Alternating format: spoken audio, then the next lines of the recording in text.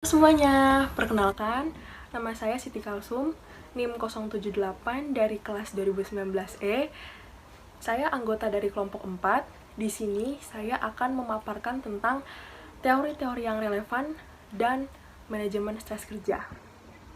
Teman-teman semuanya, nama saya Anastasia Stefani Luki, NIM 083, kelas 2019E. Saya sebagai Ketua Kelompok 4, hari ini akan menjelaskan materi tentang faktor-faktor yang mempengaruhi adanya stres kerja dan juga penelitian yang relevan dengan materi kita pada hari ini. Terima kasih dan ikuti terus ya. Hai, saya Wanda Cornela, NIM 093 dari kelas 2019E. Di sini saya sebagai anggota dari kelompok 4 akan menjelaskan tentang subbab aspek-aspek stres kerja dan juga akan menjelaskan penelitian yang relevan. Assalamualaikum warahmatullahi wabarakatuh. Perkenalkan, nama saya Nadia Wahyu, NIM 095. Di sini saya sebagai salah satu anggota dari kelompok 4 yang nantinya akan membahas pada subbab definisi dan hal-hal yang terkait. Selamat menyaksikan video presentasi dari kami. Selamat menyaksikan teman-teman. Hai teman-teman, kali ini kami dari kelompok 4 akan membahas tentang materi manajemen stres kerja. Di sini saya Nadia Wahyu, NIM 095, yang pertama akan membahas mengenai definisi dari stres kerja. Menurut kalian, apa sih yang ada di benak dan pikiran kalian kalau dengar tentang stres? Kalau menurut aku sih, stres itu pasti berhubungan dengan adanya masalah, dan masalah itu yang menjadi stresor kita. Setiap individu pasti memiliki stresor atau pemicu stres yang berbeda-beda. Begitu pula dengan cara mengatasi stres pasti berbeda-beda juga. Berikut ada beberapa definisi dari para ahli mengenai stres kerja. Yang pertama, menurut Anugragha tahun 1992, menyatakan bahwa stres merupakan bentuk tanggapan dari individu, baik fisik maupun mental, terhadap perubahan lingkungan yang dirasakan mengganggu serta merasa terancam. Dan yang kedua, menurut Baer dan Newman tahun 1978, stres kerja merupakan suatu keadaan yang muncul dari interaksi antara manusia dengan pekerjaan. Yang ketiga, menurut Richard tahun 2007, menyatakan bahwa stres merupakan suatu kondisi atau perasaan yang dimiliki, dialami ketika seseorang menganggap bahwa tuntutan melebihi sumber daya sosial dan personal yang mampu diserahkan kepada seseorang. Selanjutnya, menurut Wirawan tahun 2009, menyatakan bahwa stres merupakan reaksi yang terjadi terhadap stresor, yaitu umumnya tidak menyenangkan. Selanjutnya, menurut Selse tahun 2013 menyatakan bahwa stres itu terdapat dua jenis, yaitu eustress dan distress. Eustress itu yang bersifat positif, sehat, dan bersifat membangun, sedangkan distress bersifat negatif, tidak sehat, dan bersifat merusak. Menurut Hamali tahun 2016 menyatakan bahwa stres sebagai reaksi yang terjadi antara psikologis dengan fisik terhadap keadaan dalam diri individu dengan lingkungan, serta tindakan dari pekerjaan yang terlalu berat. Dari pernyataan mengenai beberapa definisi yang telah disebutkan tadi, dapat kita simpulkan bahwa stres kerja merupakan reaksi fisik dan psikologis terhadap kondisi internal, tuntutan, perubahan lingkungan yang dirasa mengganggu, terancam, dan berdampak pada hasil kinerja individu. Nah, segitu dulu pengantar materi dari saya mengenai definisi stres kerja. Untuk materi selanjutnya akan disampaikan oleh rekan kami. Terima kasih. Nama saya Siti Kalsum, NIM 078, akan memaparkan tentang teori yang relevan. Pertama, dari Kobasa, Medi, dan Kahn 1982, individu yang tangguh memiliki reaksi fisiologis lebih sedikit terhadap stres, melaporkan bahwa lebih sedikit penyakit yang dimiliki dan tingkat kesejahteraan umum yang menjadi lebih tinggi daripada mereka yang tidak tangguh. Dari Karasek dan Theorel 1990 mencatat bahwa individu dalam suatu pekerjaan yang terlihat aktif akan terlihat berpartisipasi di berbagai aktivitas rekreasi, meskipun tuntutan dalam pekerjaan mereka terlihat tinggi. Slide selanjutnya dari Cooper dan Cartwright 2001. Jika adanya permintaan terus-menerus untuk program manajemen stres dan peningkatan tingkat stres yang dilaporkan dalam literatur merupakan indikasi penerimaan oleh organisasi bahwa stres merupakan fitur yang melekat dan bertahan lama dari lingkungan kerja. Dari Guterres, Sands, dan Green 1994, salah satu asumsi yang mendasari penelitian stres adalah bahwa karyawan yang memiliki latar belakang etnis dan jenis kelamin yang berbeda tetapi merespon stresor kerja yang sama. Slide selanjutnya dari Salsky dan Smith 2005.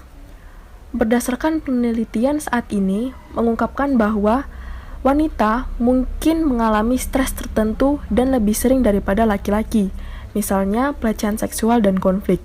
Sedangkan laki-laki dan perempuan memiliki reaksi yang berbeda terhadap beberapa jenis stres. Dari Chang dan Rosen 2003 dan Miller, Rutherford, dan Kolodinsky 2008 melakukan meta-analisis dan menemukan bahwa sumber stres karyawan yang penting adalah penggunaan yang dirasakan dari politik organisasi. Nama saya Wanda, NIM 093. Di sini saya menjelaskan subbab aspek-aspek stres kerja. Calon karyawan harus memiliki sebuah pandangan akurat tentang bagaimana nantinya ia bekerja di perusahaan itu dengan memahami aspek positif dan negatif dari pekerjaan itu sendiri. Sebuah perusahaan yang menetapkan cara ini karena mereka percaya bahwa membiarkan calon pelamar pekerjaan memilih posisinya sendiri sesuai dengan kemampuan dan minat mereka, maka mereka akan bekerja lebih giat lagi dan lebih memilih untuk menetap dengan perusahaannya. Seseorang yang mempunyai aspek kecerdasan emosional yang tinggi akan mudah mengenali emosi orang lain dan dapat mengantisipasi emosi yang akan dialami pada situasi berbeda. Namun sebaliknya, jika seseorang memiliki kecerdasan emosional rendah, maka mereka tidak akan merasakan emosi yang dialami orang lain secara efektif. Dan jika emosinya adalah emosi negatif, maka ketidakmampuan ini akan membuat orang tersebut melakukan sesuatu yang akan mungkin memperburuk situasi. Dalam slide selanjutnya membahas tentang dimensi stres kerja. Dimensi stres kerja ini dibagi menjadi 3 dimensi. Yang pertama, dukungan sosial. Dukungan sosial ini dapat berupa bantuan tenaga atau motivasi dan pengertian dari sesama rekan kerja. Dukungan sosial positif dapat meningkatkan produktivitas, sedangkan dukungan sosial negatif akan menurunkan tingkat produktivitas. Dan contoh dari dukungan sosial negatif ini seperti konflik atau kesalahpahaman, kerjasama yang tidak ada, dan rasa saling pengertian antar karyawan tidak akan tercipta. Maka hal ini merupakan dukungan sosial yang berbentuk negatif. Untuk dukungan sosial positif seperti yang tadi dapat berbentuk seperti motivasi atau pujian. Intensitas dukungan ini dapat mempengaruhi lingkungan potensi munculnya stres kerja untuk kedepannya. Yang kedua merupakan kontrol. Kontrol ini dibagi menjadi 3, yaitu kontrol mental, kontrol tenaga, dan kontrol waktu. Kontrol mental akan berkaitan dengan regulasi emosi yang baik untuk menangani masalah yang berkaitan maupun tidak berkaitan dengan pekerjaan itu sendiri. Masalah yang tidak perlu dapat timbul ketika pekerja mulai mengaitkan masalah luar pekerjaan ke dalam pekerjaannya, dan jika emosi sudah sulit dikontrol, maka kemampuan untuk berpikir secara optimal juga akan terganggu. Yang kedua adalah kontrol tenaga. Kontrol ini berkaitan dengan kondisi fisik karyawan dalam bekerja. Karyawan mencari cara yang paling efektif untuk menyelesaikan tugas atau tuntutannya dengan menggunakan energi seminimal mungkin. Misalkan seperti menghindari suatu hal yang tidak perlu dilakukan agar tidak menguras banyak tenaga. Yang ketiga merupakan kontrol waktu. Kontrol waktu ini berhubungan dengan bagaimana karyawan akan memanajemen waktunya semaksimal mungkin dengan baik setiap ada tugas atau tuntutan sehingga tetap sesuai deadline. pada slide selanjutnya yang membahas tentang beban kerja. Jika kita berbicara mengenai beban kerja, maka hal ini berkaitan dengan kewajiban atau tuntutan yang harus diselesaikan oleh karyawan dan waktu menjadi penentunya. Dan pada tiap-tiap karyawan, beban kerja ini berbeda sesuai dengan posisi atau jabatan, kemampuan, dan pemanfaatan waktu mereka. Tuntutan yang sudah diberikan ada baiknya dapat diselesaikan dengan cepat, karena jika tidak, pekerja tidak akan mencapai batas waktu yang ditentukan dan tuntutan itu akan semakin menumpuk hingga memicu adanya stres kerja pada pekerja. Baik, nama saya Anastasia Stefani Luki akan membantu kalian menggali lebih dalam lagi tentang stres, terutama dalam faktor-faktor yang mempengaruhi adanya stres. Nah, faktor-faktor ini dibagi menjadi 3, yaitu yang pertama personal, faktor pekerjaan, dan faktor di luar pekerjaan. Kita melihat dalam slide yang pertama, yaitu faktor personal itu dibagi menjadi 3, yaitu faktor ketakutan, perlawanan, dan kebencian. Maksudnya seperti ini, ketika seorang karyawan itu menghadapi sesuatu yang baru dalam pekerjaan, maka akan timbul dalam dirinya yaitu ketakutan untuk melakukan atau tidak melakukan. Nah, ketika seorang karyawan itu berpikir untuk apakah ia mau melakukan atau tidak melakukan, nah itu disebut sebagai perlawanan dalam dirinya. Nah, yang ketiga yaitu kebencian. Kebencian itu maksudnya ketika seorang karyawan merasakan tidak suka dalam melakukan sesuatu hal yang baru dalam pekerjaan, maka ini juga dapat beresiko untuk pekerjaannya. Nah, ketiga hal ini dapat kita simpulkan ketika muncul dalam diri seorang karyawan, maka dapat menimbulkan adanya stres kerja. Oke, yang selanjutnya kita akan melihat faktor pekerjaan dalam slide selanjutnya ya. Nah, yang pertama yaitu tempat seorang bekerja. Nah, ketika ruangan tidak nyaman seperti ruangan gelap, temperatur ruangan yang terlalu dingin atau panas yang membuat seorang karyawan itu tidak nyaman ya berada dalam pekerjaan, maka ini juga menimbulkan adanya stres kerja. Nah, selanjutnya ada ketentuan pekerjaan. Ketika hal-hal yang tidak adanya kenaikan jabatan, tidak mendapatkan pujian, dan pekerjaan tidak jelas membuat seseorang itu tidak nyaman dalam pekerjaan dan lama-lama akan menimbulkan adanya stres kerja. Nah, selanjutnya yaitu isi pekerjaan. Ketika hal mengenai sistematika dalam melakukan pekerjaan seperti waktu yang sedikit, namun karyawan itu dituntut untuk melakukan secepat mungkin dan dengan tugas yang sangat banyak, itu juga akan menimbulkan adanya stres kerja. Yang selanjutnya yaitu hubungan interpersonal. Ketika hubungan satu karyawan dengan karyawan lainnya tidak baik ya dalam suatu pekerjaan, maka itu juga akan menimbulkan adanya stres kerja.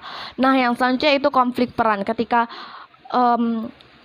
orang yang di sekitar kita seperti konsumen tidak puas dengan kinerja seorang karyawan, maka karyawan ini akan berusaha untuk memenuhi harapan semua konsumen. Nah, ini dapat menimbulkan adanya stres kerja karena tekanan ya. Nah, yang selanjutnya yaitu ketidakjelasan peran. Ketidakjelasan peran ini maksudnya ketika adanya ketidakjelasan instruksi dari atasan, maka seorang karyawan itu akan bingung bagaimana ia harus mengerjakan pekerjaan yang diberi ini kalau misalnya instruksinya tidak jelas, maka ini juga akan menimbulkan adanya stres dalam pekerjaan. Selanjutnya itu tanggung jawab kerja. Tanggung jawab kerja itu maksudnya jika tanggung jawab seorang karyawan itu tinggi atau berkaitan dengan hidup banyak orang, maka ini akan menimbulkan adanya stres kerja. Nah, kita akan melihat dalam slide selanjutnya itu faktor di luar pekerjaan seperti masalah-masalah kecil dalam kehidupan sehari-hari. Ini maksudnya kayak gini, ketika seorang karyawan itu dalam kehidupan sehari-harinya atau di luar pekerjaan ya, seperti ketika ia mau ke kantor terus dia terjebak macet. Nah, hal-hal kecil seperti ini jika terus menumpuk dan terbawa sampai kantor, maka ini juga bisa menimbulkan adanya stres kerja. Selanjutnya itu dukungan sosial. Ketika dukungan sosial atau di luar pekerjaan ya seperti keluarga atau orang tua yang tidak mendukung adanya pekerjaan yang ia lakukan sekarang, ini akan menimbulkan adanya stres kerja. Yang selanjutnya itu kemampuan. Nah, ketika seorang yang memiliki kemampuan rendah dan tidak memiliki kontrol terhadap dirinya, maka ini juga akan menimbulkan adanya stres kerja. Oke. Balik lagi bersama saya Nawa Nadia Wahyu NIM 095. Setelah membahas mengenai definisi, teori yang relevan, aspek dari stres kerja, dan faktor-faktor yang mempengaruhi dari stres kerja, kali ini saya akan membahas pada materi selanjutnya, yaitu mengenai hal-hal yang terkait dengan manajemen stres kerja. Hal-hal yang terkait dengan manajemen stres kerja ada dua yang akan kami bahas, yaitu yang pertama, dampak dari stres kerja, dan yang kedua, bagaimana pekerja dapat manajemen stres kerja tersebut. Di sini saya akan membahas pada dampak dari stres kerja. Stres bisa kita rasakan ketika timbul adanya tuntutan lingkungan. Stres kerja memiliki akibat atau dampak yang akan kita rasakan baik fisik maupun mental, tergantung bagaimana individu tersebut merespons stresor tersebut. Dampak dari stres kerja ada dua, yaitu dampak negatif dan dampak positif. Dampak positif yaitu dapat memotivasi individu mendorong untuk lebih tekun dan rajin dalam bekerja, serta juga dapat memberikan inspirasi menuju hidup yang lebih baik. Contohnya ketika kita merasakan stres mengenai pekerjaan yang telah kita selesaikan namun tidak sesuai dengan ekspektasi kita, nah kita menganggap bahwa stres yang kita rasakan itu sebagai evaluasi untuk kedepannya, sehingga memberikan inspirasi untuk hidup yang lebih baik. Sedangkan untuk selanjutnya, dampak negatif dapat berupa menimbulkan kerusakan serta bahaya bagi individu tersebut. Contohnya, ketika kita merasakan stres terhadap pekerjaan yang telah kita selesaikan tidak sesuai dengan ekspektasi kita, namun kita memberikan umpan baliknya dengan lebih malas bekerja, tidak termotivasi lagi untuk melakukan hal-hal pekerjaan lain atau hal-hal negatif lain yang akan kita lakukan.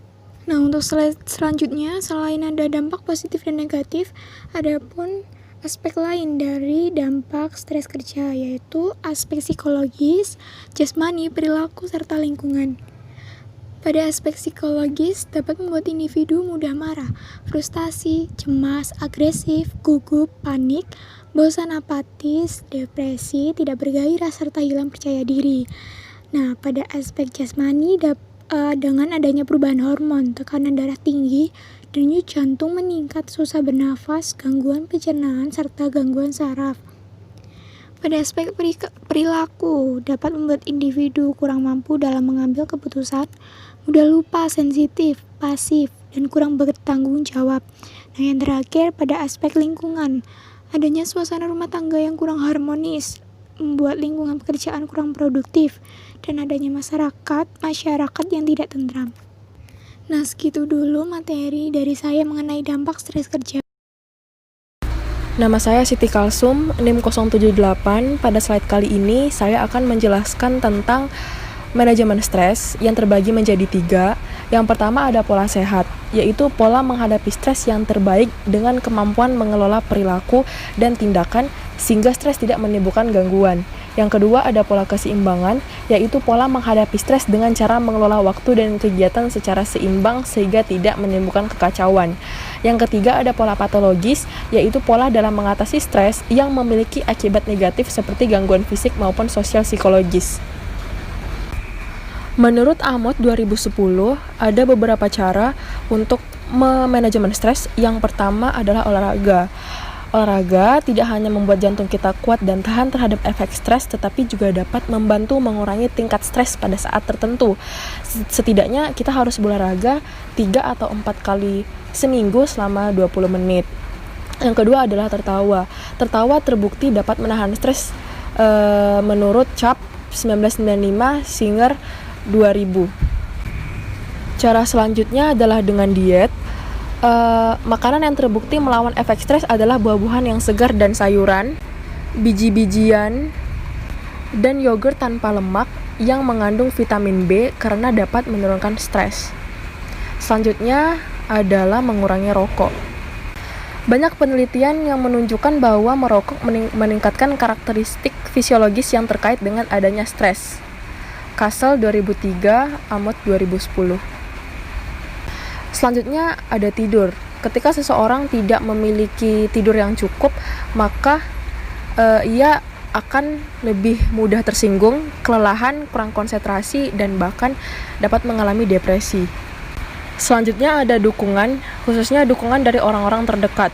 Studi menunjukkan bahwa orang yang memiliki seseorang untuk diajak berbicara, bercerita mengenai masalah yang terjadi di hidup mereka, lebih mudah dalam mengelola stres mereka. Dan yang terakhir ada keterampilan, yaitu meningkatkan keterampilan individu sehingga individu tersebut dapat mengatasi cara untuk mempelajari atau menangani konflik.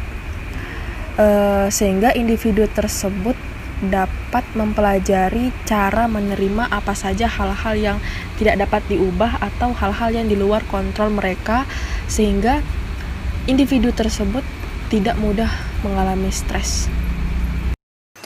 Nama saya Wanda, NIM 093. Di sini akan membahas mengenai penelitian yang relevan. Penelitian pertama ada penerapan terapi yoga untuk menghilangkan tingkat stres kerja yang dialami oleh para pilot militer di Kota Semarang, Jawa Tengah. Teknik latihan fisik ini merupakan gabungan dari teknik pernafasan yoga, latihan kebugaran fisik, tawa, tepuk tangan dengan gerakan yang ritmis, dan meditasi disebut dengan terapi yoga tawa. Nah, manfaat di balik penelitian ini adalah untuk menguji bagaimana terapi ini dapat menghilangkan tingkat stres kerja yang dialami oleh para pilot militer di Kota Semarang, Jawa Tengah. Metode eksperimen yang akan digunakan dalam penelitian ini yaitu metode pretest post-test control group design. Pengumpulan data eksperimen ini akan menggunakan skala stres kerja dan hasilnya akan menunjukkan bahwa terapi yoga tawa ini dapat menurunkan tingkat stres kerja. Baik, kembali lagi bersama saya Anastasia Stefani Luki, NIM 083. Nah, teman-teman masih semangat dong ya untuk mengikuti penjelasan pada hari ini mengenai manajemen stres kerja. Nah, tadi juga rekan saya sudah menjelaskan ya, terutama dalam penelitian yang relevan tentang materi kita pada hari ini. Nah, bukan hanya rekan saya juga menemukan penelitian yang relevan pada materi kita pada hari ini, yaitu yang berjudul Peran Job Insecurity terhadap Stres Kerja dengan Moderator Religiusitas. Nah, pasti teman-teman penasaran dong ya, apa tujuan dari penelitian ini sih? Nah, tujuan dari penelitian ini yaitu mengetahui adanya peran job insecurity terhadap stres kerja yang dimoderasi oleh religiusitas.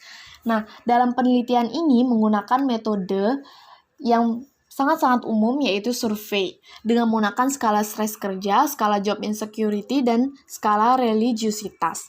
Nah, menarik sekali ya teman-teman, hasil penelitian ini menunjukkan religiusitas tidak dapat dibuktikan memiliki peran sebagai moderator dalam hubungan antara job insecurity dengan stres kerja, namun memiliki peran langsung secara signifikan terhadap stres kerja. Terima kasih.